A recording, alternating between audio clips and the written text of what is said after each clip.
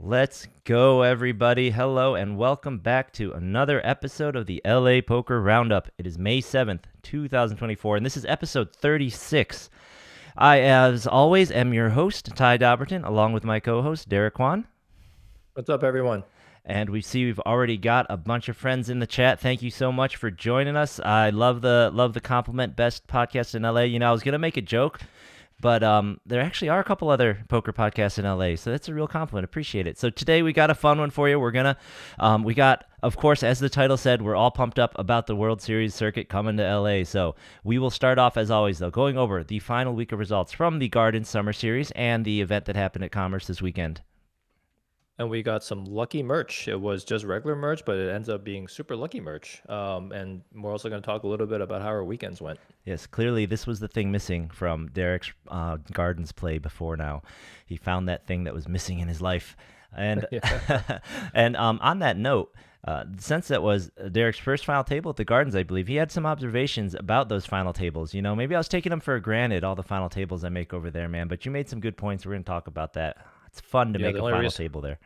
The only reason why I made it was because you weren't there. Everyone was like, "Where's Ty?" I'm like, "He's not here." So I'm at the final table. And then some of our LA, mixed game crushers went up to Graton, and we got a little bit of pictures and results from over there as well. Yeah, man, it looks beautiful up there. I really got to become one of these traveling poker pros, I think. And then we are going to get to the main meat. We're going to dive into the circuit schedule. Series starts this Friday. We got 2 straight weeks of ring events. I can't wait. We'll go over at least every single ring event. We'll talk about it all. Not only that, but Derek's brought. He's come up with a little system that some people might be interested in for us to have a friendly little competition going into it.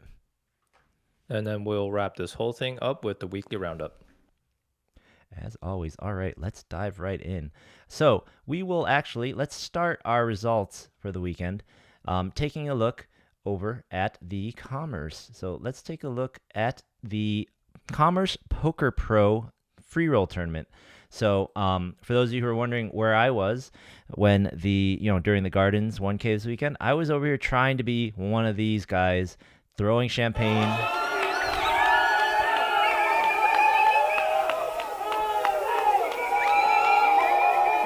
And having a ball. you may recognize a couple of the guys up there. So we have they have not announced or released an official list of who these winners were, but having played there and having chatted with some of these folks and watching Instagram, we know that at the very least we've got Luke Wynn, good old lockbox poker, Rudy Cervantes, someone we've been trying to get on the show for a while, but it just won't stop snowing up in the mountains, and he's just always out there skiing. So we'll get him on here. And another reg, Hugh Lay, who he just got 5th in the mini mega off the last bike series. So they got a couple crushers for guaranteed in there, and I'm sure some of the other fellas and at least one woman was in there. I'm sure there's some other real killers in that crowd, so they got a nice mix of players, and hopefully they are going to be able to get some good results. And congratulations to all 20 of those people who are now free rolled into the main event at the World Series and have 12 shots at circuit rings on Commerce. It's amazing. Yeah, what a package and what a accomplishment for these guys. Just congrats to all of them. That video of them spraying champagne or whatever that was everywhere just makes me want to bust every single one of them in a tournament. So if you guys wanted to put a target on your back, that's how you do it. I'm after you. We'll come back to that in a little bit, Darren. Maybe you can expand. We have always been saying that we couldn't wait for it to come to LA. We couldn't wait for it to return. So when we get to that circuit schedule in our itinerary here, we will definitely address whatever you were seeing from us. So let's hop on over to the Gardens and let's talk about how the series wrapped up over there. As usual, Kevin continued to smash guarantees, especially on these 1 days. So let's start with the 1 day that was happening on the Sunday of your day 2. So the last event of the series here, the Super Bounty event, that was a 50K guarantee, and they made it all the way to 103,000 in the prize pool.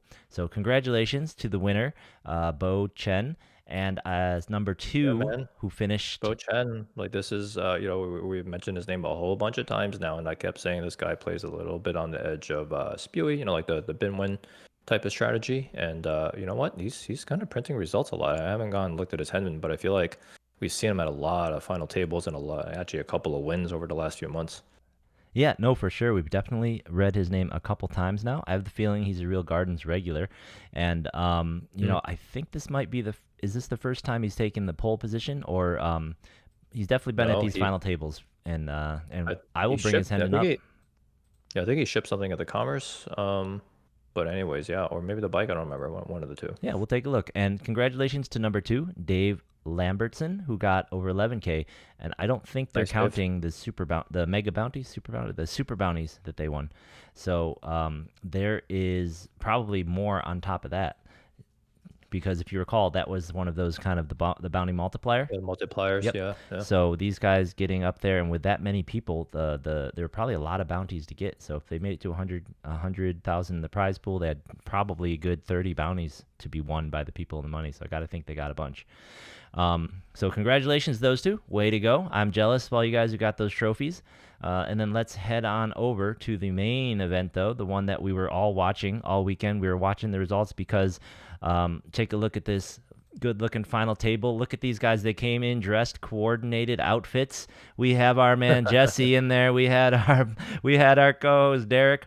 Final table, and then of course the guy who's at every single final table. We had Paul in there.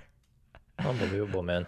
Yeah, look at this freaking table, right? So, Just we had so everybody didn't give their last names, so I'll just read what Kevin wrote. So we had G, we had Jesse, we had Ruben, we had Paul, we had Tony, we had Mark Peckham, we had Derek, we had Bin, Michael. Oh, and that rounds out. They only have 8. That's right. Gardens does 8. So that was the final table of this event, and this event had 292 entries. 292,000 in the prize pool total, which was a little smaller than the one at the beginning of the series, which I have to think had a lot to do with the Commerce tournament happening at the same time, that free roll. I know I saw, counting myself, there were probably at least 10 people there that would have definitely fired a couple bullets into this guy. So that did hurt them a little, but they still easily broke the guarantee, and first prize was still a healthy 72,600. So it's still a very nice, very cozy little weekend tournament for sure. yeah, it was an amazing tournament. About it before. Sorry, just responding to a couple of people in chat. So a couple of people in chat are actually, asking about some of the negativity that came up around the WSOP coming to the Commerce. We've talked about this before, but we can address it briefly again for the people in the Yeah, chat again who haven't sure. heard us chat about that before. Yeah, we'll talk But yeah, about that when it comes around. yeah, the guards event was absolutely amazing. So just to talk about, I guess, my experience there. So as most people have been listening to the pod know, that I've been on a pretty bad downswing over the last month and a half, and even with the nice kind of deep cash that I got at the bike, and I actually got 2 of them in that period. I was still stuck a lot, and just everything was absolutely going wrong. I kept running into the nuts every single hand, and this one. And also on top of that, I run super bad at the gardens, specifically. So this was a pretty amazing weekend in which I actually felt like I was playing almost fair card distribution type of poker. And also, it was at the garden, so it was a really awesome experience. Um, I want to say that most of my day one, I only fired 1 bullet at this, which is also amazing. Um, it, Most of my day one was actually pretty bad. I don't think I was running particularly well. I was pretty guard dead. I was, just kind of floating along until I got to basically down to about 15-ish from the money. And at this table, I was able just to chip up. I wouldn't say I was sun running, but I was getting some pretty good hands. Is that when you got sat next to this good-looking fella, and suddenly it was 2 LA Poker Roundup sweaters sitting right next to each other? It was. Well, we weren't sitting next to each other, but yeah, this is when I ended up at that. Oh wait, no, I guess we were sitting next to each This other. picture kind of looks like you're sitting next to each Yeah, other. I don't know. we were. Yeah, he was directly to my left. I kind of forgot about that. Yeah, but yeah, this is when I actually got moved to Jesse's table. So maybe that's what it was. We needed the, it's like the Wonder Twins when they put the rings together. That was my problem. Then there was only one of me over at the at the Commerce. I needed 2. Yeah, you need to suit somebody else up in a sweatshirt. That's it. I bet Luke would have worn it. I should have just thrown one over to him or Rudy and said, "Put this on." Yeah. But yeah, it was actually a pretty tough table. I mean, Jesse was there, Matt Salzberg was there, a couple of other pretty decent players were there, and probably the most memorable hand that I played there was actually against Matt Salzberg. So everyone knows Matt Salzberg is probably one of the best LA poker regs for tournaments around, especially around former the mid stakes that we play. EPT champion, right? Former EPT champion. Yeah, he's 3 million earnings or something on Hendon. He So this was down to about maybe 5 or 6 from the money, and I want to say that me and Matt were probably top three in chips, right? I think there was another person at the other table that had more than us. Um, so this is, a pretty tricky spot because we're getting down to, got a lot of ICM pressure. Two good players, very deep stack. We didn't really need to mess with each other, but he raised a middle position. I had king queen offsuit in the small blind, and I felt like this is one of those tricky spots where you can probably call or raise, but I decided just to go for the 3-bet here just because of a lot of the previous history I've had with Matt. He knows that I can be pretty wide, but also I just shown up with a lot of big hands versus him specifically, so I just wanted to kind of leverage that a little bit, right? So I was, hoping I would just take it down pre, but then he flatted me. But then, so now, Ty, we actually saw this on the Bally's live poker stream, right? We saw him flatting like ace king type of Yep. hands. So oddly, Matt Salzberg will take top of the range and flat sometimes instead of 4-bet on purpose. So like the top of his range is uncapped, which is a really scary thing to play out of position against somebody who does that, right? Because you don't really know what flops are actually safe against Matt Salzberg. Yeah, it trades a little bit of immediate value for the ability to be uncapped. Yeah, absolutely. So then, the flop came up. It was something like 10-8-6, all hearts, and I had king, like a black king and the queen of hearts. So I had basically the queen of high flush draw. But I felt like this is, pretty much like a pretty standard like c bet into that board, right? I have a lot of the big over pairs in my hand. Could have, the straights with, at least like maybe the queen blocker.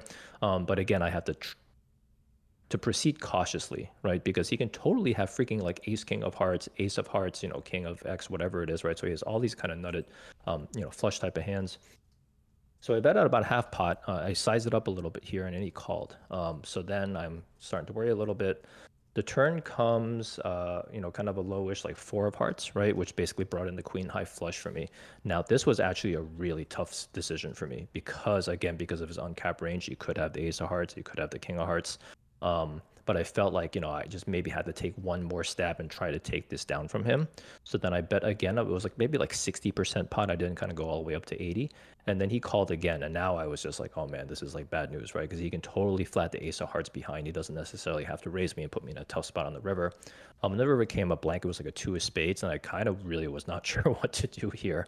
But I did decide to check it back, and then Matt, quickly checked it back. Thank God. I flipped over the Queen of Hearts, and he just sort of sighed and mucked his hands and mucked his hand a little bit, like frustratingly. So I'm assuming he had probably something like jacks, right, with a jack of hearts or something like that. So that was a really, really big pot at the time. Just those 2 bets probably put me into the chip lead, just off of that. And then Matt obviously made all his chips back against somebody else over the next like orbit or two. But that was probably the biggest pot that propelled me into day 2. Yeah, you came into day 2 with second in chips, and Matt had a Yeah, pretty healthy stack himself. So yeah. before we ask you and have you talk a little more about your day 2 and your run, let me just quick backtrack here. Let's just finish off giving props to the top 4 who chopped. So as you know, Derek got 5th, and then they immediately chopped. I'm guessing Derek was just saying heck no to the chop. He can tell us when we get there. Either that or he had like 2 bigs and he just they were waiting. But congratulations. Look at who's on top of this chop board once again. Oh, Paul Wynn. Yeah. Man, it's funny too because I was sitting next to him for part of my, was it day 1? A good part of my day 1 on the week prior, or was it one of the other smaller tournaments? The weekend prior with all the 1 days, I was sitting next to him for a couple levels, and he was telling me he was really thinking about going out to Choctaw for the WPT, and he was thinking about going out there and staying in Texas and driving around, maybe going to the lodge to play some events. And he was like, "Oh, it's all about whether or not I do well this weekend or not." So I guess he didn't do great that weekend, and lucky him, unlucky us. Lucky Paul Yeah. stayed, and I'll let you tell the story. But some of the hands he said he hit were wild, and he got that Yeah. top spot in the chop. So congratulations to Paul. Second place, Ruben Chappell. He got 49K, and Jesse, our man Jesse, got 3rd in the chop, 34K. Way to Congrats, go, Jesse. Jesse! I think that's one of your bigger scores, if I recall. And then taking 4th in the chop was Bin Win. So there are 2 wins in the top. I feel like that's actually pretty common for the Gardens, to be honest. It But is. It is. congrats to all them. And then here you were in 5th, 17K for 5th. It's Mark Peckham for 6th. Another Paul Chung got 7th, and then Tony Huang got 7th. or eighth, sorry, 7K. So congrats to all those. And then one other callback, I did bring up who I believe is Bo Chen's Hendon right here. So he's having a really good year actually. So his total Yeah. live earnings here is sitting at 160. So now it's at like what was that? It was a 20K score, right? So sitting at 180. But he hasn't been playing very long here. Hendon results only started last year in Yeah. 23, and he's already eclipsed his total results from last year as of right now Yeah. with that win. So he's on a heater for sure. Way to go, man. He's definitely starting the year off on a heater, and you can just Absolutely. tell, yeah, like he's showing up on the results a lot. Yeah, and you know what? Like that final table was a very, very high level final table, and I'll kind of get to some of the play when we got there. But then Jesse, obviously, you played lights out all the way through. I played with you so much on day one and day two, so good job, man.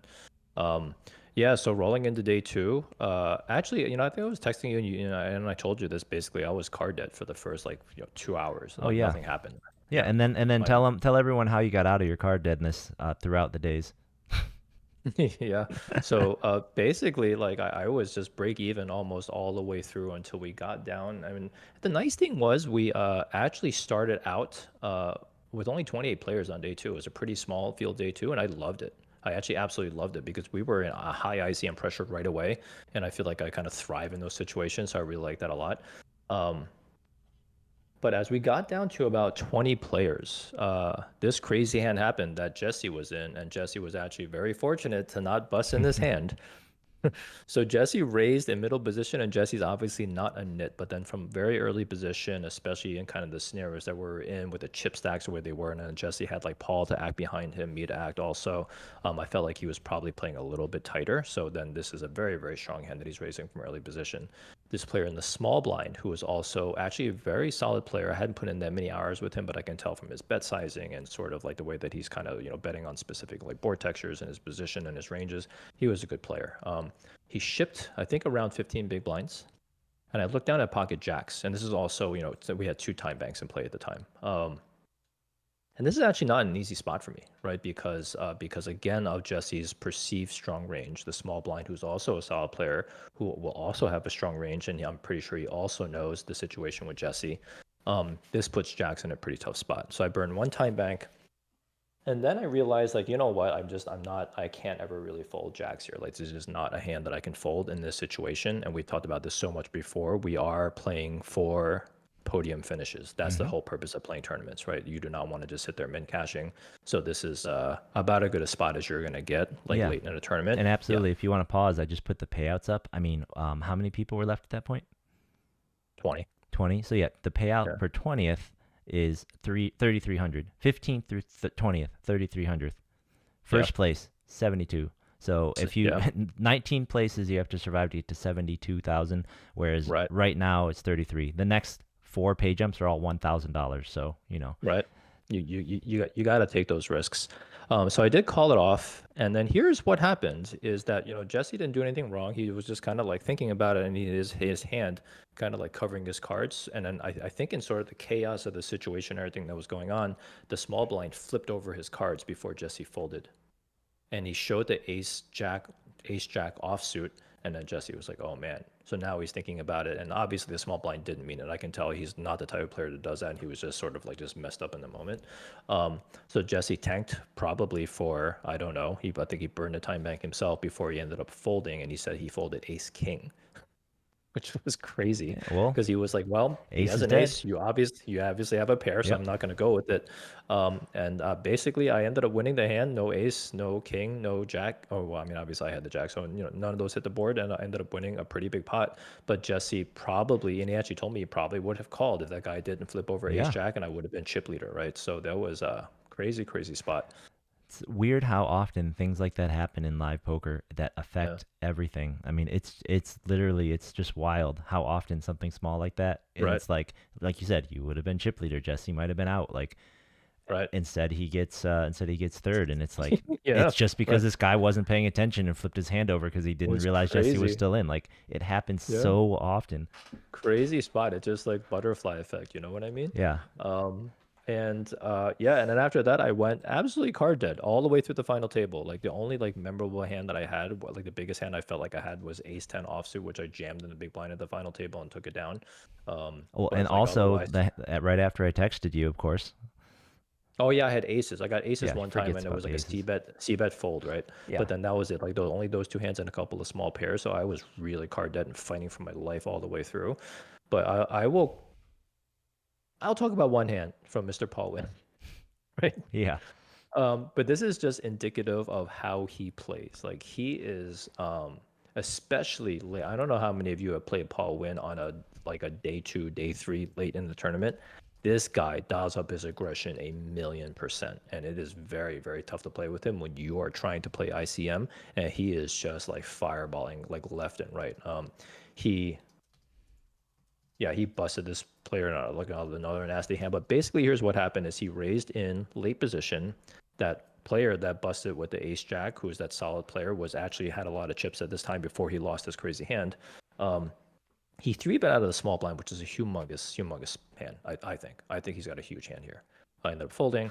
Paul flats, but he flatted with Jack 5 suited. So that's what he flats. First, he opened with that hand, and then he flatted a 3 bet with the hand. And it was a pretty big 3 bet. I think it was like, actually, no, I think he made it like only like 3x.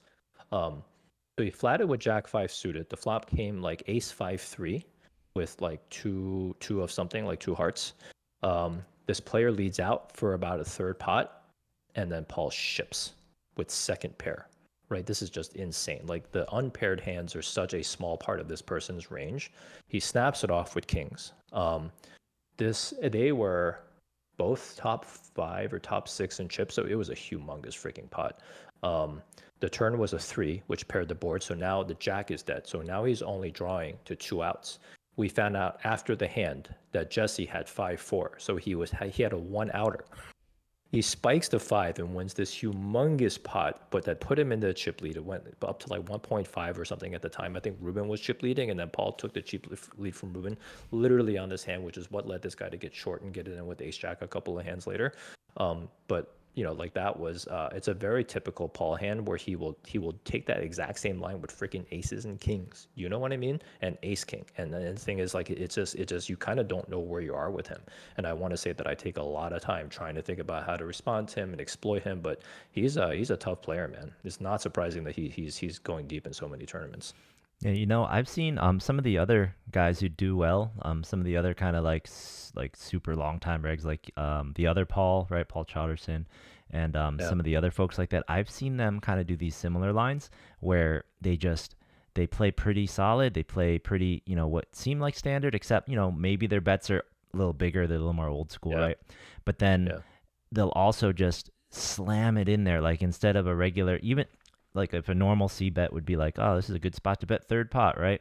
And then like yeah, an old school C bet's like, well, you bet half pot. These guys will just straight up pot, like, and they'll snap to it. Like yeah, Paul yeah, just has it in his mind right here. He was like, if I hit anything, he's probably thinking like, if I hit anything, I'm just going all in. And it's yeah. just the That's what I second said. it got to Yeah, him, slam, right? yeah. It's just so hard to read because like you said, if they have aces in their head, they're like, on any flop, I'm just going all in, and they just Yeah. slam. You just don't know.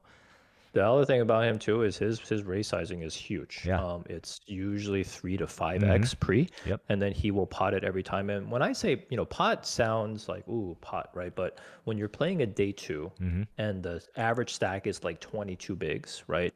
And you're talking about stack sizes in the 800,000, 900,000 range, and this guy is c betting 200K Yep. on a flop, right? It's very, very huge bets. It's like 1/3 of your stack on a c bet, right? So when everyone else is playing the more theoretically correct 20% pot, trying to keep the depths like a little bit manageable, Paul is piling it in there with the nuts, and he's piling it in there with absolutely nothing, Yeah. right? So he's very, very tough to play And against. I've been But on. he Oh, good. yeah, it's very high variance, but yeah. Yeah, I've honestly been trying to, I've been sitting with him quite a bit the last 3 weeks or so, playing with him a lot. And I've actually been doing my best to try and figure out what I can take from that style because it is obviously very effective. And like you said, especially in Yeah. those second days.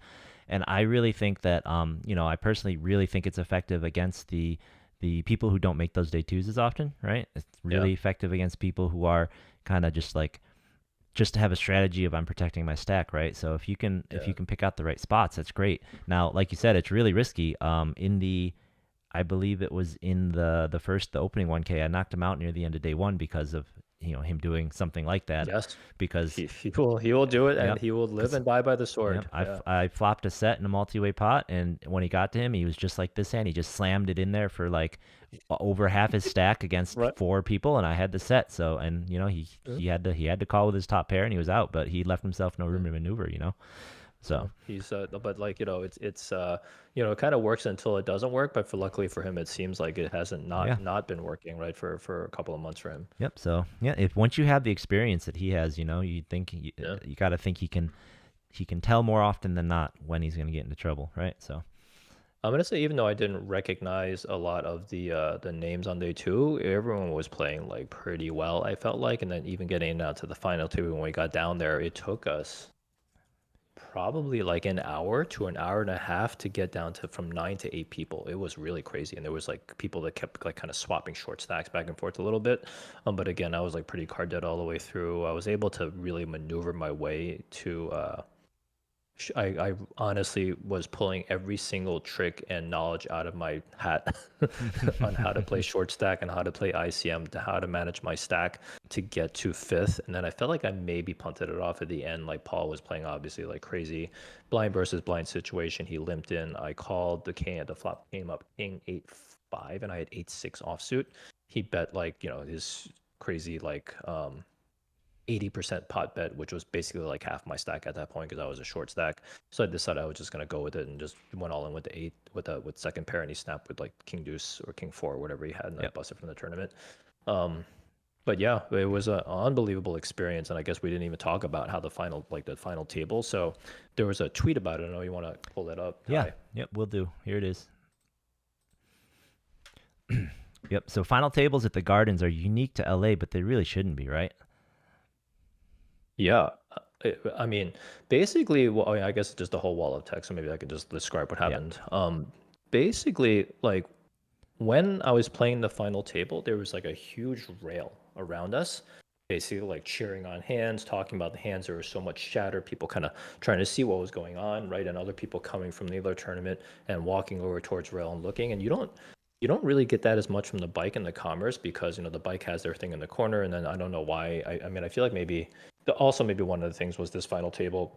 We got there pretty quick, right? So while there was still a lot of people in the casino, so that probably also contributed to it. But usually you don't get this amount of like spectators and energy, right, at those other casinos. Um, so some of the things that Cabin does at the Gardens is first he puts the final table like actually over by the payout window and right next to the tournament. So there's no empty table. So there was actually one empty table that had the trophy Hmm. on it between us and basically the tournament that was running, Yep. right? So people can just get right up And it's on us on the basically rail. it's more or less in the dead middle of the room. So Right, it yep. is. He put up like a backstop that had gardens on it right behind us, so facing there, so people can kind of see that it was a final table. He was on the mic announcing every single all in, right? So there's all these like little things that were happening, and everyone was kind of gathered all around, like talking about the hands and stuff. And made it feel just like I don't know, just like a lot of energy, and it was a lot of fun, just like having people around, right? Hmm. Yeah, no, for sure. When I've made a couple final tables. Obviously, I joke about it, but last year when I was at the end of the big one, it was later in the day, and there were still a decent number of people hanging around watching. On the breaks, kind of like chatting and trying to see what was happening. And you also told me that the people watching yours were actually kind of loud. They were a little raucous, right? They were much quieter Yeah, at mine, but like whenever I'm sitting there and I turn around, I'm always shocked to see that there's like 6, 7 people standing like at the rail. They yeah. make a little barrier around the table, and it's great. It's kind of, I feel like the Gardens, the regs at the Gardens have almost more of a community feel They do. than at some Yeah, of the there's a other lot of spots. camaraderie there.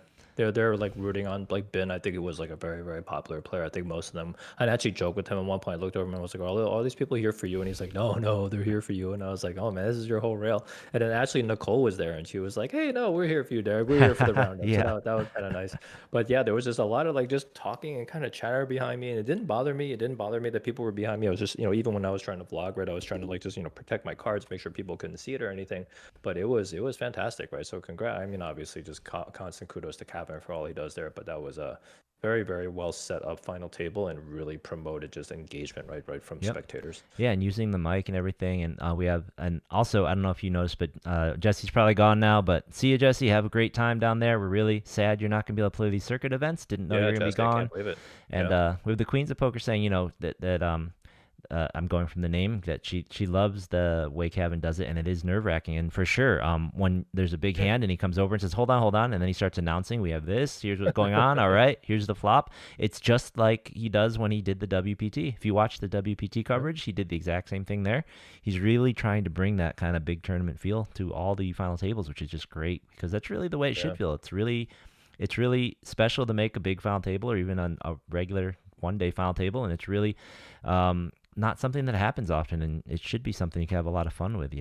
Um, the ropes definitely give it kind of an official feel, and you know what? This is good Yeah. practice for when you do make a really big final table when they do this kind of stuff, and there's lights or there's a bigger rail. Like it's Yeah. good practice. Yeah.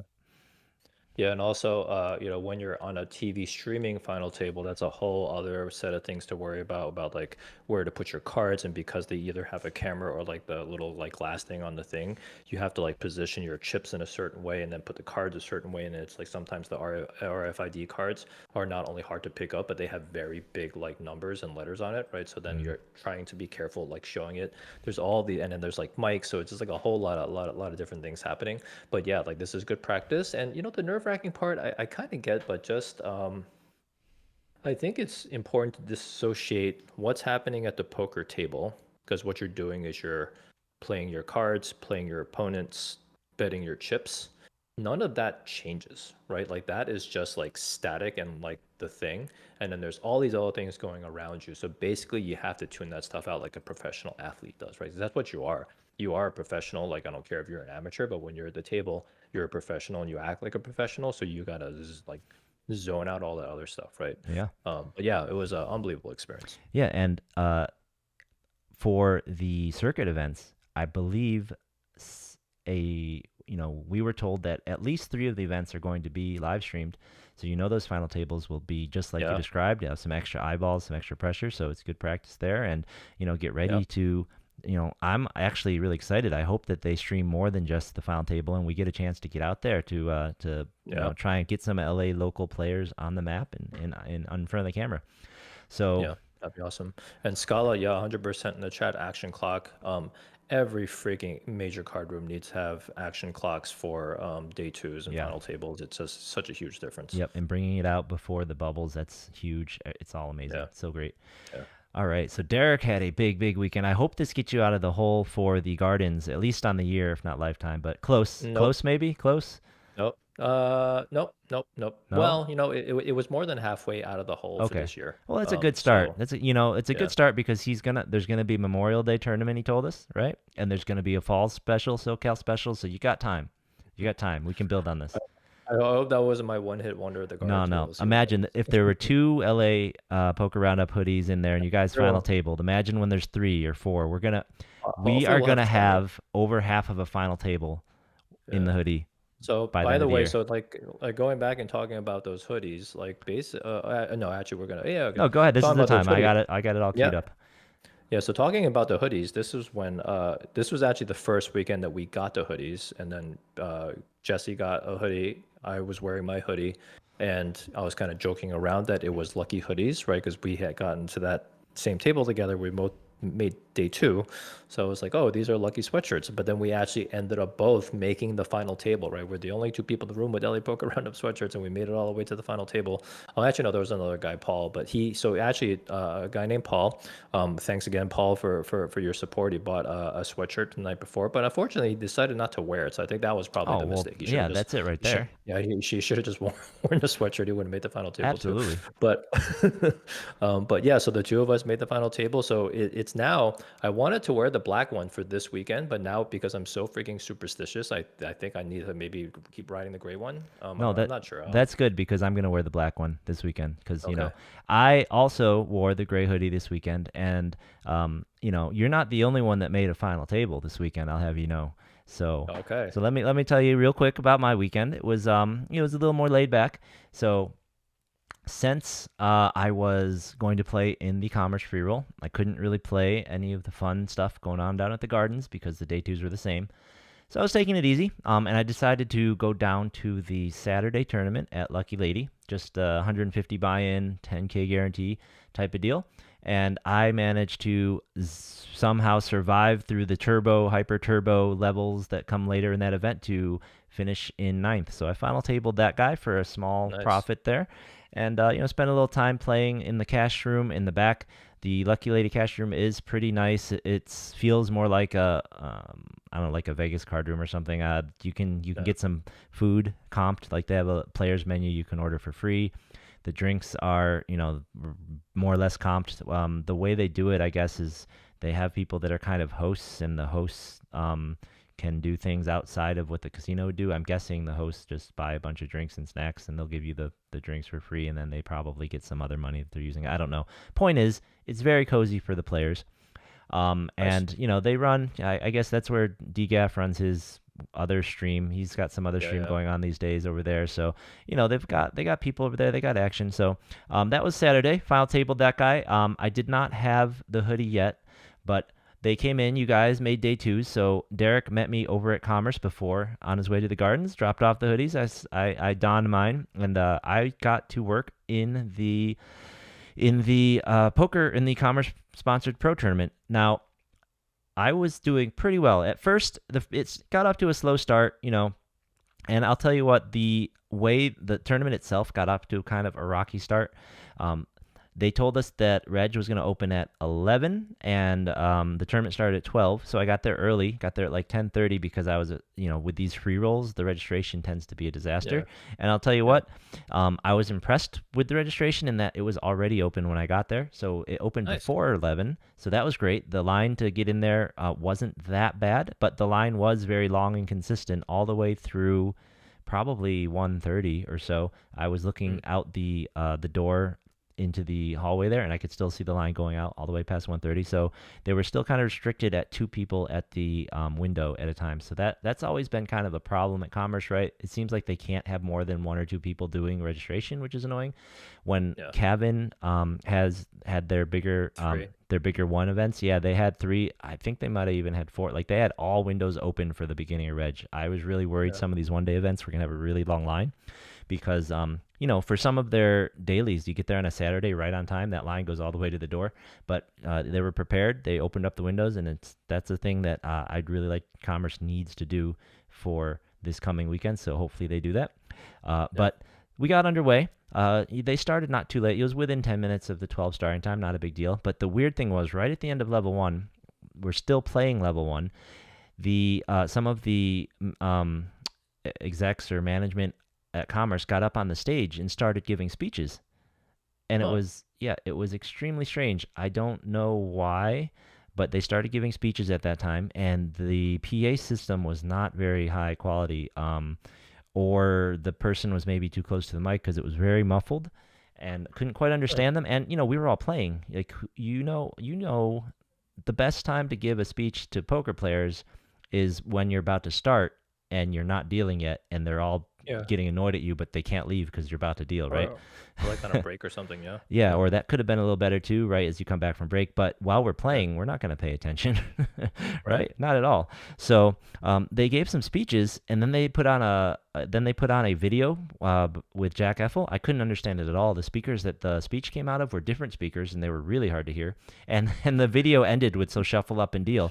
So I'm pretty sure the gist of the speeches were, we're really happy to be bringing poker back and to bring the World Series back. We have this partnership. We're going to be doing great things for poker in LA. I'm pretty sure that was the gist of the speeches, but I couldn't understand them, Mm.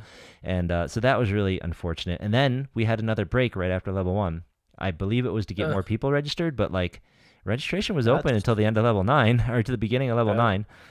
That's a very annoying start. Yeah, Wow. so that was an annoying Just start. yeah. So for the first three levels, I don't know. Maybe I was annoyed from that. Maybe I was annoyed from the guy to my left who was playing like he never played poker before, but clearly he's played at least 100 hours. But once that guy got eliminated, I suddenly shot up. I started with 45,000 chips. I was at 45,000 chips like for the first three levels. Suddenly, in a level and a half, I was up to 120K, 130K. Our table broke, went to a new table, was still rolling. Texted you a few times. Every time I did, you said, "Man, I hadn't been getting any hands, but as soon as you texted me, I doubled up." Yeah, that was weird. Like every time Ty Every- texted me, just randomly something good would happen. It was yeah, crazy. I'm telling you, it's the power of the sweatshirts. Because I'll tell you my other Yeah, theory a little later yeah. on. A little later on, I'll tell you the other theory here.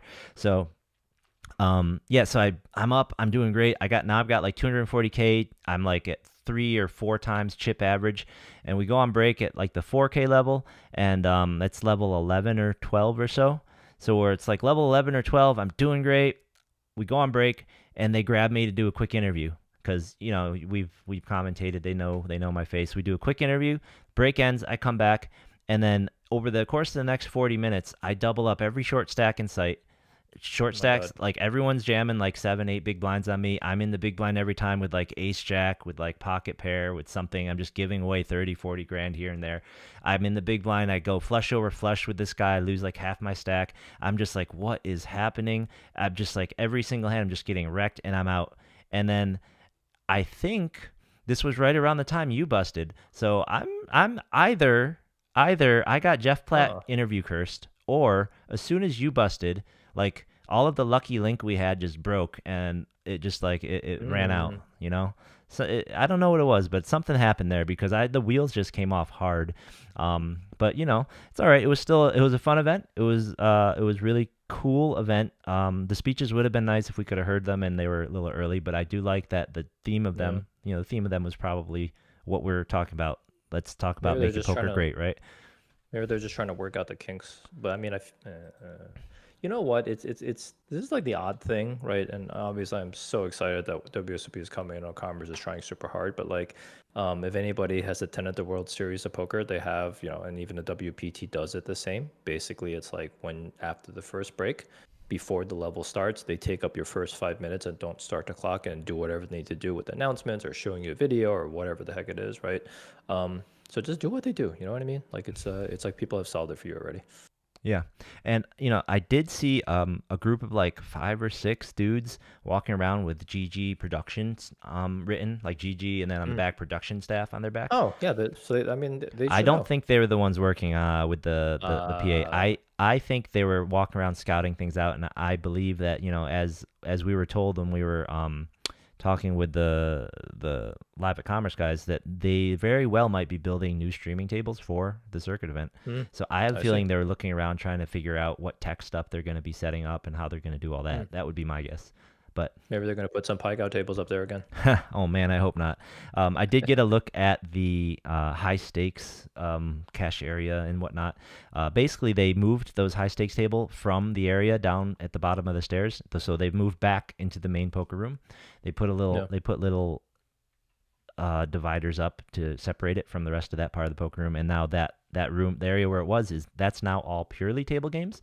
But at least the couple rows of table games that were in the poker section, they're gone now. So now the poker Mm. section is once again just the poker section, or is 100% poker section, and the area over there by the bottom of the stairs up to the ballroom is now all table games again.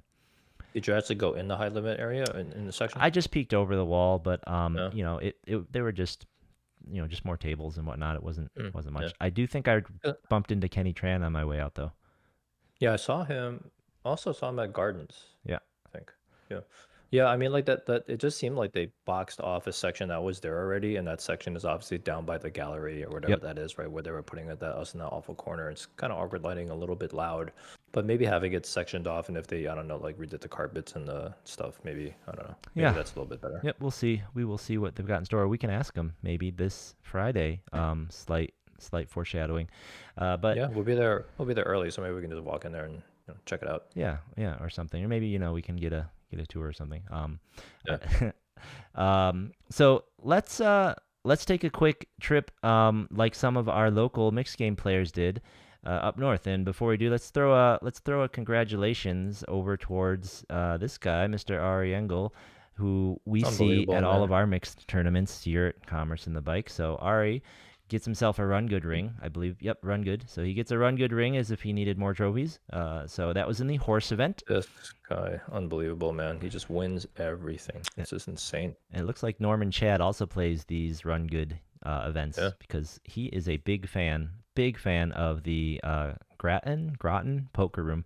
He says it's his Yeah. favorite card room in all of North America. Yeah, I, that's big words from Norman Chad. I I mean, he's obviously been around, played a lot of different places. So, yeah, yeah, big and words. just quick shout out, Kathy Chang. She did not win this one because Ari did. She got ninth and seven paid. So It's like a unstoppable force meets an immovable I object. know, right? But she's playing the '08 today. We'll see if we get any updates from that. So good luck there.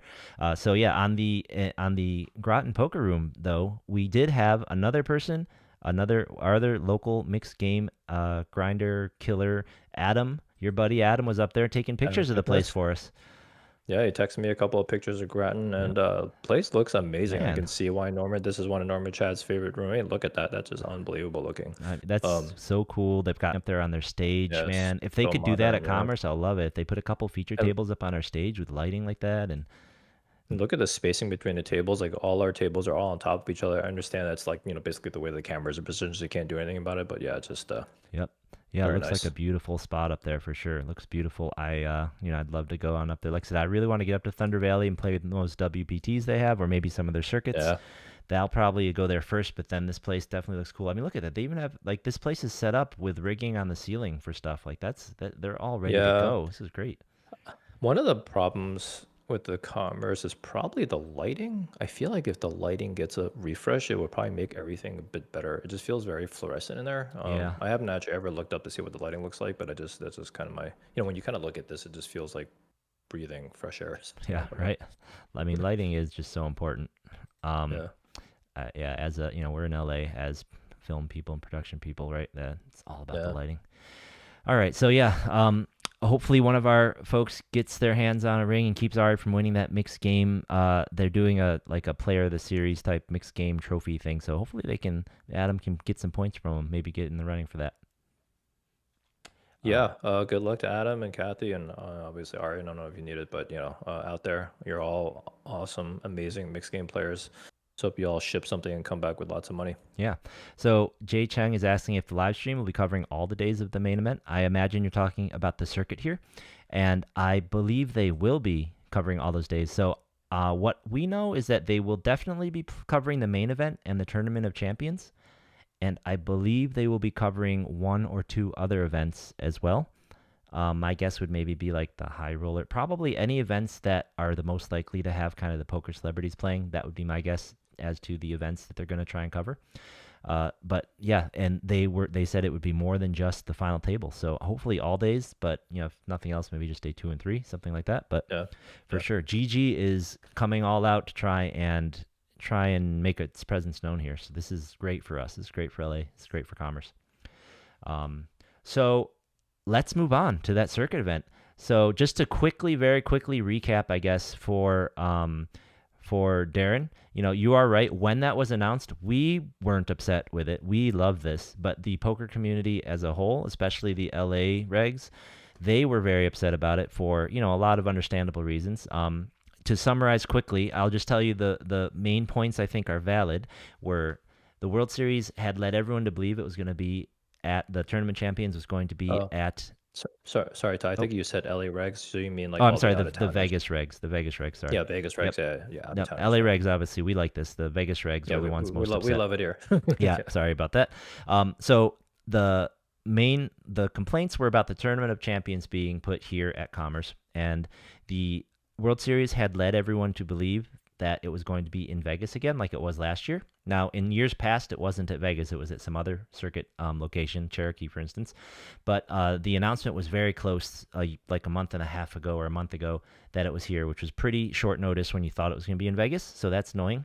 And then the other main complaint is that California, if you don't live here, when you win tournaments here, they withhold 8% right off the top for taxes. And if you want to get it back, you have to do work proving you have gambling losses in California and filling out all the tax paperwork to get that refund. So those are the main complaints that are legit. The rest of them are just kind of complaints. And if you go back and watch that video, you'll see I just kind of making fun of them, calling them a bunch of babies because, like, yeah, it's expensive. Everywhere's expensive. There's a lot of Yeah. hotels to pick from. This is LA. This is not like, we have this Right. is people come to LA for not poker all the time. It's a huge tourist Right. spot. Like we Right. come go to Disneyland. Tell Disney's expensive. Commerce is not expensive. um, Yeah, and if you want to read a little bit more too, I put a tweet about this. So some Vegas reg or some reg was complaining about, the hotel running out of rooms, and then, why did you book this here? And I have to come from out of town. So I wrote up this whole like explanation as to why it's actually a good thing for poker. So Darren, if you're interested in that, definitely check out my Twitter feed. I should have a post up on about it. all right. But yeah, so Commerce is not having any of its dailies during the week this week in preparation for this. And let's just dive right into the schedule. I cannot wait for the weekend. Yeah, it's unbelievable. This first event, the first ring event, the housewarming, starts on Friday, and it will have day ones, 2 flights on Friday and 2 flights on Saturday. And it is a $600 buy-in, $500K guarantee. $500K for 600 buy-in. What do you think the price pool will get to? Yeah, I think it's gonna get to like 750 personally. I mean, just having 2 starting days is crazy. I mean, there's 4 flights. I think the evening flights will be smaller because you have to play so deep into the night, especially that Saturday one potentially. But like, they only have to get what 1,000 entries over 4 to get to 2 to get to that 500K, I think, right? So I mean, 250 a piece. I think they'll easily get 400 entries in the afternoon flight on Saturday. So I don't think this can be a problem at all. What are you I projecting? think I think it's gonna go over 750. I think it's gonna go over 800. You think it'll go over 8? Okay. I think 750 Yeah. to 8 is a good line. Now, Yeah. here's some things to know about this event. So this event, it is going to be very hard to bag this event because it's one of those events where you can cash without bagging. So in order to bag up, you have to survive through 19 levels or down to 5% of the field. I think that it will be 19 levels in almost all cases. So at 19 levels here, that's going to be the 15,000 big blind level. And you start with 25,000 in tournament chips. So that is going to be a long day, right? So you have to get through 19 levels. These are half an hour levels, I believe, right? Cow, Yes. that is crazy. Half an hour levels. So that is 9.5 hours of playing plus the breaks. And there is Yeah. no. Oh, and that's the other thing. We've mentioned this before, but a lot of the events, not this one, but not this day one, but a lot of the events have dinner breaks. So be aware there are some longer breaks in a lot of these structures. We will try and pick them out as we go through them right now.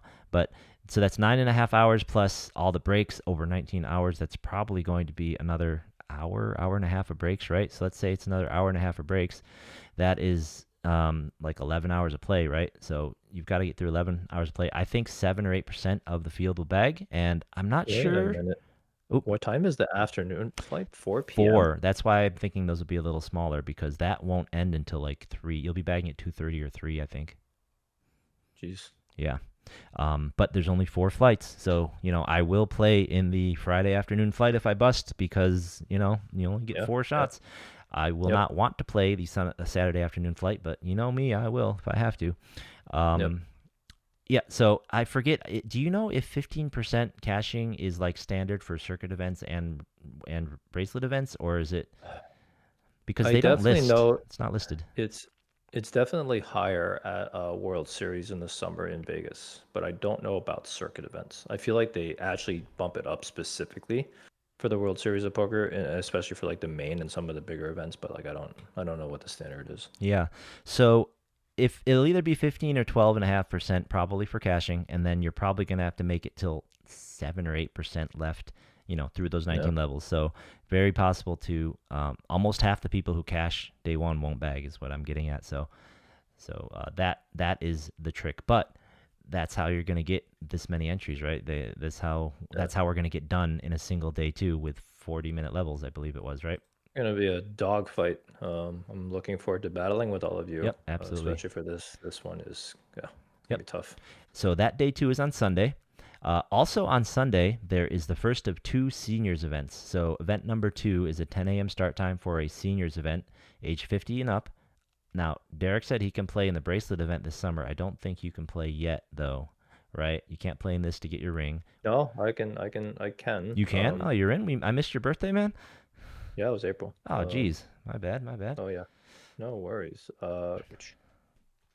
Well, you know what? I can't because I'm gonna be playing in day 2 of this Right, event. So right. But, there's no. if Yeah. worst comes to worst, you can try and get your ring because, hey, as long as you can get into the tournament champions, right? That's the important thing. Yeah. And for those of us who can't quite play the seniors event yet, there are no other ring events that you can play that day that finish that day. But day A of the mystery bounty starts on Sunday. So the mystery bounty is an $1,100 buy-in. They only have a $100,000 guarantee on it, which once again, I find it strange to do a mystery bounty with a relatively small guarantee because what kind of bounties are you going to be able to have? Yeah. But they have 2 day ones for the mystery bounty event. Like I said, 1100, and it will be a Sunday and Monday will be the day ones. And let's see here, it's this guy here. I don't know. Let me see if they have anything written about guarantees for those bounties. I don't think they do.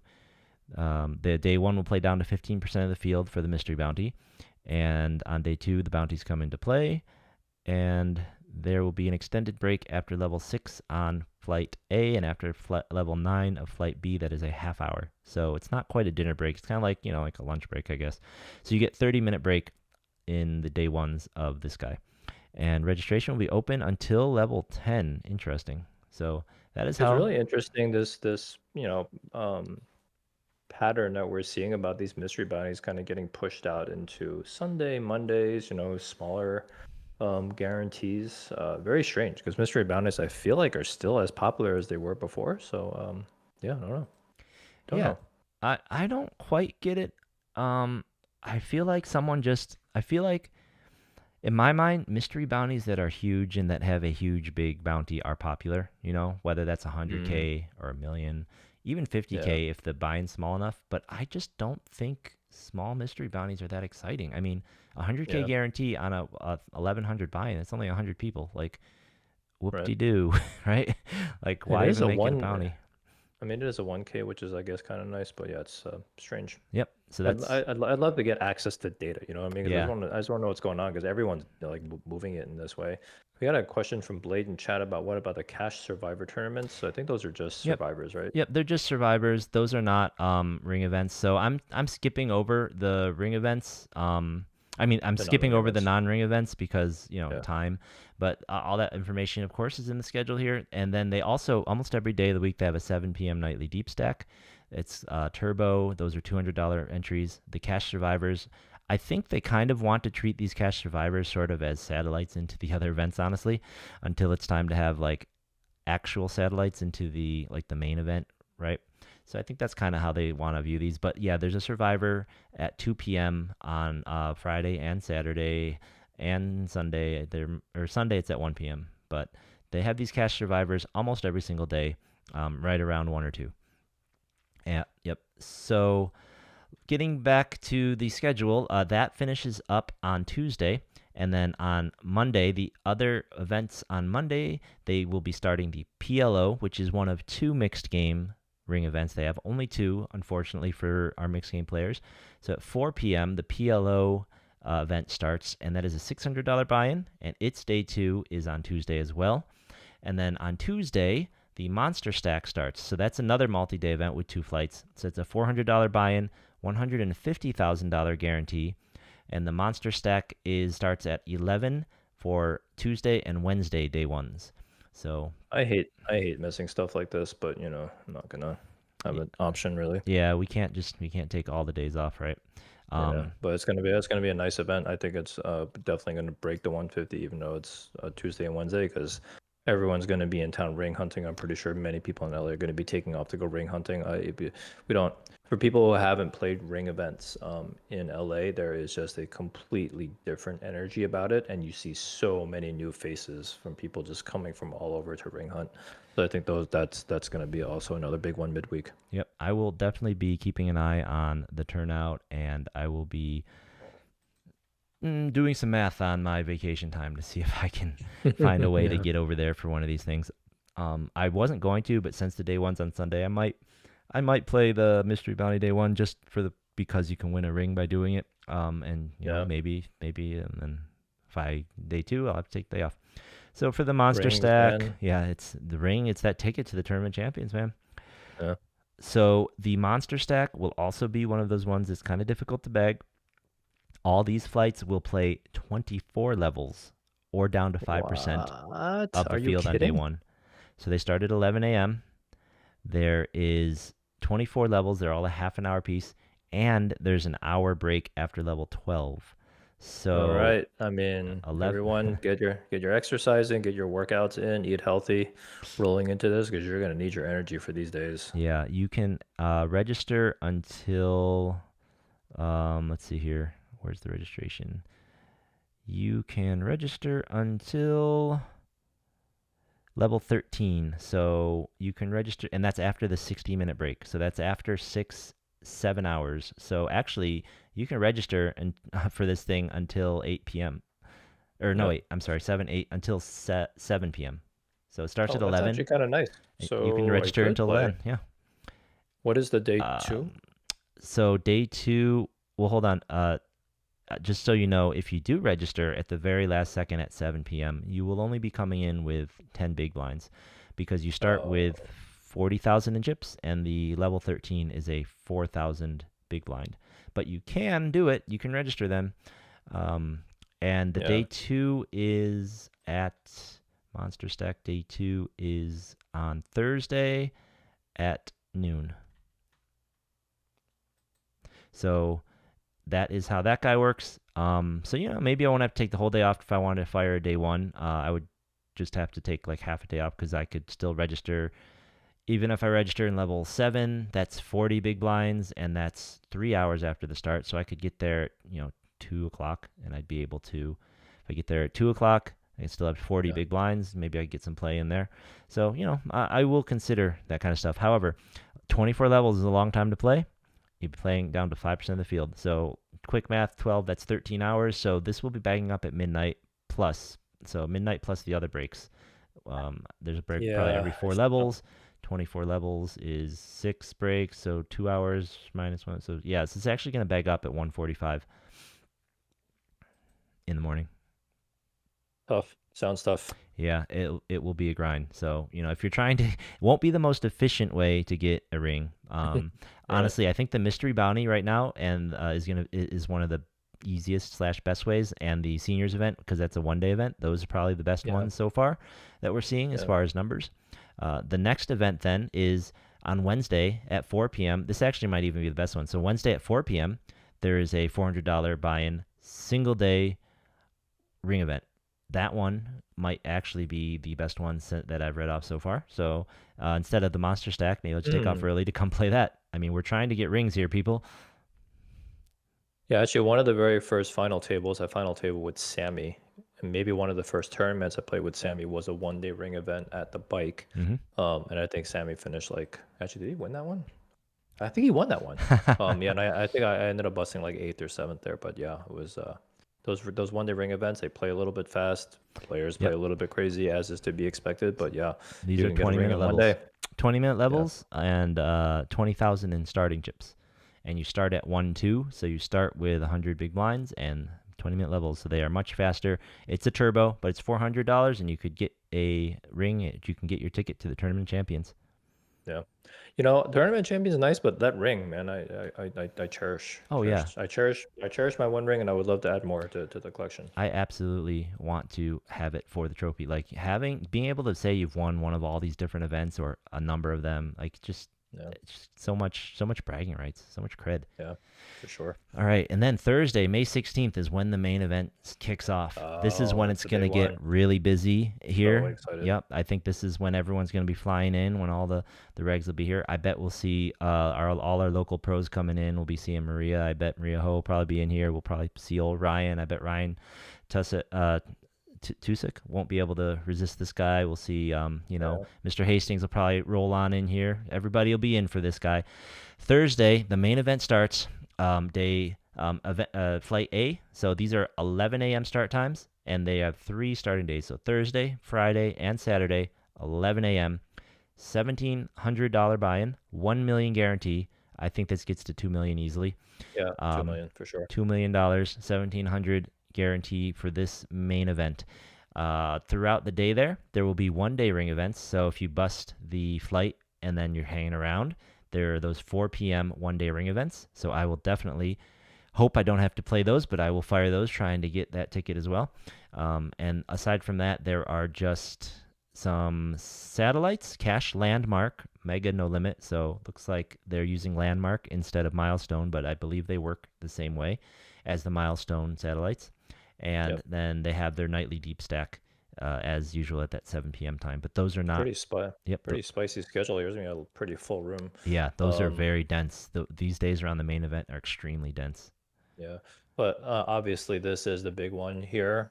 One I'm most excited about. I'm sure Ty, this is the one you're most excited Absolutely. about too. So for everyone here, look out for all those satellites to get in here because if you're gonna play anything, anywhere, I would say in California, right, or even across like Vegas, because everybody's gonna be coming over from Vegas, this is the one to play. It's gonna be a big one, ring event, all the notoriety, and then if you can get in there with like a $250 satellite and roll that into $2 million, which is gonna be what for first place, like 300K, like that's gonna be huge, right? Yeah, like Actually, 350. 400K should be Yeah, it'd be actually like like 350 to 4 400K. something for Yeah, sure. yeah. These events, these 1 day 20-minute ring events, I'm not sure, Queens of Poker, how long they will go. Really will depend on how many people enter. If not, if there's fewer than 100 people that enter this thing, I definitely think it could wrap up. It'll wrap up by midnight, around midnight or so, maybe one at the No latest. way. But if they have lots of people, if 250 people enter this thing, it could go on. Yeah. I'm gonna say that these are gonna average 250 to 300 people. I think that the middle of the week ones, especially before the main event starts, I think those Yeah. could be a really great time to win a ring. I Those, think this first those could one, be, yeah, those could be 100. Yeah. yeah, I think this first one especially that's happening right here. I think it's nope, that's horse. So the other mixed event, I forgot to say, the other mixed event they're running is on Tuesday, May 14th at 4 p.m. That's a horse event. So we'll probably see Kathy then. We'll have to get her hoodie or her whatever she wanted from us at that Yeah. point. But this one here on Wednesday, the event 7, I think that one could be small. Wednesday before the main event started, I think that one could be small. Honestly, that could be one of the best chances to get a ring. Yeah.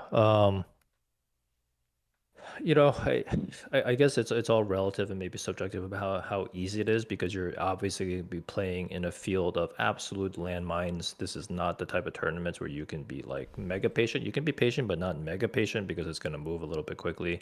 So it is going to be very high variance and very tough. And if you're planning on firing a lot of bullets, this is one of those like bankroll impacting things as you go, chase a ring in a very high variance, fast, Oh yeah, yeah. structure.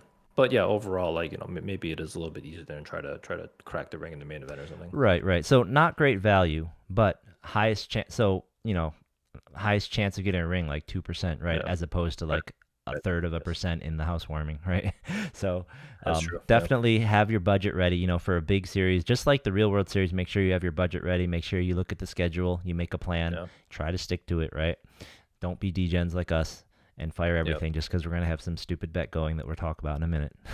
yeah, Um, yep. So the main event, while the main event is going on, they have these 1 day ring events happening around the flights. For the after that reg closes, day 2 will be on Sunday. Day 3 will be on Monday for that.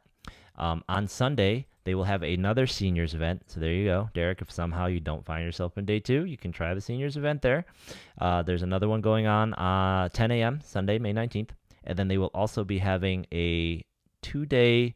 Oh, so there's going to be another 1K Hold'em event, and it's a 2-day event. So that means it starts at 3, and the levels will obviously not be turbo speed. So that starts on Sunday at 3. That day 2 is on Monday at looks like noon. So that's going to be event 13. Event 14 is the 6 max. So on Monday at 11 a.m., the 6 max no limit hold'em for $400.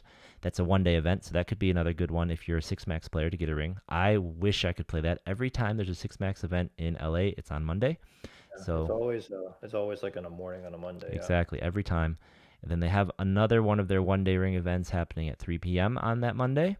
Then at 6 p.m. that day, the High Roller No Limit Hold'em, which is a 2-day event, starts. That's $2,000. So I may actually try and cut out a work exactly on time or an hour early to get to that, because that starts at 6 p.m. on Monday. That'll play Oh, down that's to nice. midnight. Yeah, that'll play down to midnight, and then they'll be bagging up for day 2 of that event, which is at 1 p.m. on Tuesday. And on Tuesday, the last couple chances to get a ring is at 10 a.m. They're going to start a double stack, no limit hold'em, $400. So let me bring up the structure, but if I had to guess, it's probably just like the dailies, those $400 like 4 p.m. ones, except you start with probably 40K. And let me see if this levels are 20 minutes or 30. So the levels on that are 20 minutes, yeah. So my guess is that this is exactly the same as the 4 p.m. starting ones, except you start with 40,000 in chips instead. So that is, Yeah, that's week 2 is looking pretty good, that Monday and Tuesday, but then it rolls right into the tournament champions if you make it, so that's a lot of time off of work. But if you make it. it is nice that the high roller is at late. So if you do make day 2, then you got to do what you got to do. Yep. The very last chance is a $600 entry that starts at 3 p.m. on Tuesday, May 21st, and you start with 30,000 in tournament chips, and that is the last chance to win your ticket into the Tournament of Champions, which starts the next day on Wednesday. Woo! Yeah. It's kind of nice having that 1K on that Sunday, the May 19th too. So it's nice having just like a random 1K stuck in there. Yeah. But yeah, like just the main event through the first couple of days after the main into the tournament champions, that's going to be a very pro heavy week. So it's going to be nice to have a lot of good players in town. Yeah, for sure. The competition will kick up, buy-ins kick up. Hopefully the numbers stay pretty good. That's the week I'm excited for, even though it will be stiffer competition, but I'm definitely really excited for the main event and the next couple days after that. And then the Tournament of Champions, hopefully we get, I forget, is it 18? Yeah, hopefully we get 18 LA locals into this thing, because this will be our first chance all year to win a ring locally. And the Tournament of Champions is that Wednesday, Thursday, Friday. However, on all those days starting at 2 p.m., they're having mega satellites, main event mega satellites. So if I'm not playing that Tournament Champions Day 3, I will be there Friday playing that main event mega satellite, because I didn't get the package to be the pro, because Derek couldn't win the tournament. If he had just won at the Gardens and played it all the way down, I probably would have lasted long enough. Yeah. If that was the curse and it wasn't the it wasn't interview. Yeah, it wasn't the Jeff Platt interview. Jeff Platt.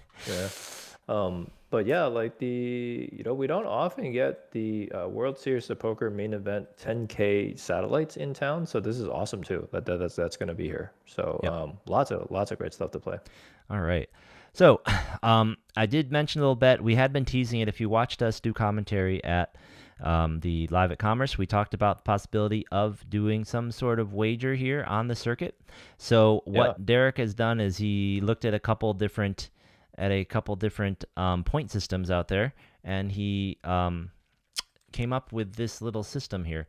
So I can't quite zoom in, but maybe Derek can explain the system to everybody. Yeah, so basically what's going to happen is, so me and Ty are going to have a bet where the loser's going to have to wear something that, I guess, Kudos, the other player. I have an I Love Derek hat that, a very bright one that Ty's going to wear, and then he's going to find something that I need to wear during the World Series. I'm thinking my dog can make a really goofy face, and I'm thinking of getting that plastered on a shirt with a nice saying on it. So what we're gonna do is we're gonna have a point system where basically in all the and we're not gonna do it where it's like, mutual tournaments or anything. It's just gonna be a volume play here where basically you have to finish in the top 27 to get any points at all, but from 27 to 19, you basically get 3 points. If you can finish from 18 to 10, you get 6 points. And then when you get to a final table, from 9 down to 4, you get 15 points. And then if you get a third place, you get 30 points. Second place, you get 50 points. First place, you get 80 points, and then there are going to be some multipliers. So if you are playing in a field with greater than 500 people, you get 0.5 on your point score as a multiplier. If it's somewhere between 100 and 499, then you get a 0.25, and it's below 100, you get no multiplier because it's obviously a little bit more difficult to finish in the big fields. So actually, if anybody wants to participate in this, you don't have to join in the bet, but if you want to get tracked in our little, I guess LA Poker Roundup, leaderboard, we'll have you just self-report, right? So just hit up the LA Poker Roundup account on Twitter and just let us know if you finish in one of those places. Let's just do an honor system because me and Ty are going to have time to keep checking all the results and make sure that you guys actually did it. We're just going to do a little bit of an honor system here because not playing for money or anything. But then, basically we can track the leaderboard and talk about it on the show, and then you guys can make your own little side bets. It'll be a lot of fun. Yeah, absolutely, for sure.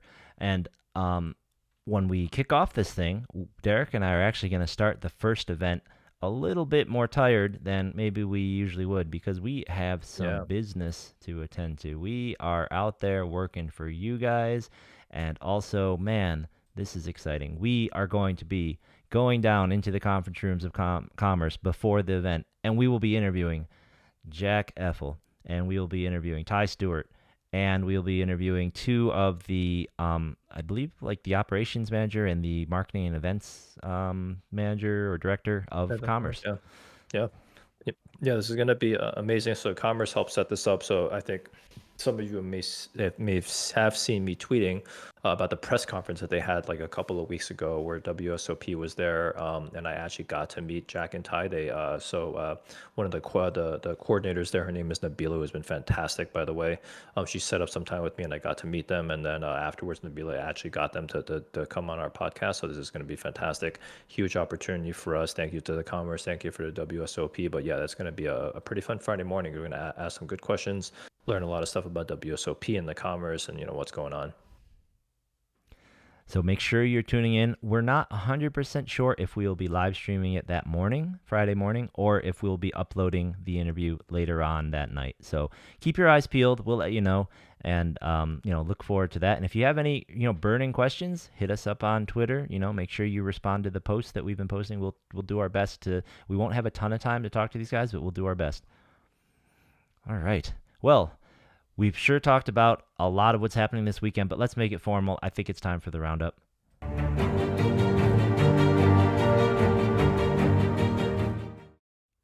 All right. So, as we already have covered ad nauseum, this weekend for us is all about the World Series circuit. So, if you can play a multi-day tournament, and if 600 is in your price range, you've got to come to the housewarming. I know it's going to be a long grind, but come on. You do not get a lot of chances to play in 500K guarantee tournaments for sub $1,000. And man, also win a ring, also win an entry to tournament champions. Just get there. Just get there. Me and Ty are going to be sprinting from that conference room with laptops and wires hanging off of us to go register for this thing right away. Yeah, absolutely. And then, like I said, if you qualify for the seniors event, that's a great one on Sunday. Get your ring, get your, it's just going to be a nice tournament, $400 entry. And there are, as someone pointed out, doing cash survivors all of the days as well. I know those are super popular here in LA, and those are $100 entries. So I'm guessing it's $1,000 for the winner. I didn't bring up the sheet, but all the sheet and information is available there on the Commerce website. So if you do not want to go for some reason to the circuit this weekend, what else is going on? Well, the Hollywood Park will be running their regular series of tournaments this weekend. Nothing special, just their standard stuff. So if you're a Hollywood Park reg, that is business as usual over there. I guess they have these ones highlighted as deep stacks coming up on, those were yesterday. So, yep, just business as usual. And over at Lucky Lady, same thing. They do still have a series coming up at the end of the month, May 31st. But for this weekend, just their normal, regular tournament schedule. So nothing wrong with that. It's that they're down in that nice 100, 150 price range. I do really want to work with them on their structures, man. After Reg closes, their blinds double every 3 levels. It's a little bit brutal, but Oh you my know, gosh. yeah. And it's not even a joke. I looked for a little bit. I was joking about it, but it was true. It was every 3 levels you doubled. I So mean, I mean, yeah, I mean, you could just smooth it out, and make the level short. Yeah, obviously, there's a lot of things, yeah.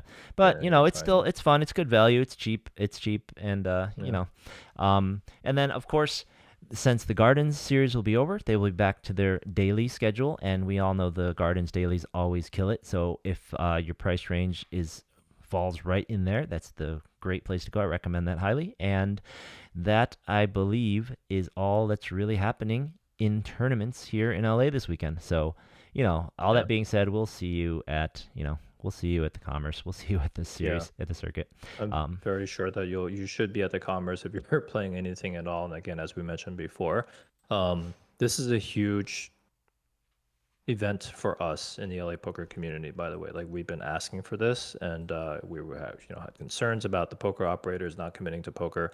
Commerce is very clearly now committing to poker when you see what they're doing with the high limit, section for poker, for cash games, and now like bringing WSOP over here. So definitely get out there and support it. Not only you ring chasing, but getting out there to show that there is demand. Right, there's a lot of people in LA who want to play poker, and they just need like these type of opportunities to go play. So definitely make your way out to the Commerce. yeah, and when the circuit grinders come on, show them a good time. Be friendly. Yeah. Let's show them some hospitality. Let them see how much fun it is to play here in LA. Make them talk about wanting to come back. Yeah, tell them, if you're at a table with somebody and you can tell they're from out of town, tell them about some nice place to go, maybe your favorite places to eat, or, kind of do some activity on the weekend or something like that, right? Yeah, then make them feel welcome, and let them know what your secret spots are around LA. All right. So that's all we have for you today, but we'll be back sooner than usual. Like I said, we are going to be doing that interview on Friday. Hopefully, we can stream it that morning, but if not, we'll be posting it up later in the day. So, man, until then, try and contain your excitement. I don't know how I'm going to work all week, man. Yeah, I'm gonna be thinking about poker every day from now until then. Yep. We will see you all at Commerce, and I will see you at the tables, guys. See everyone at the tables.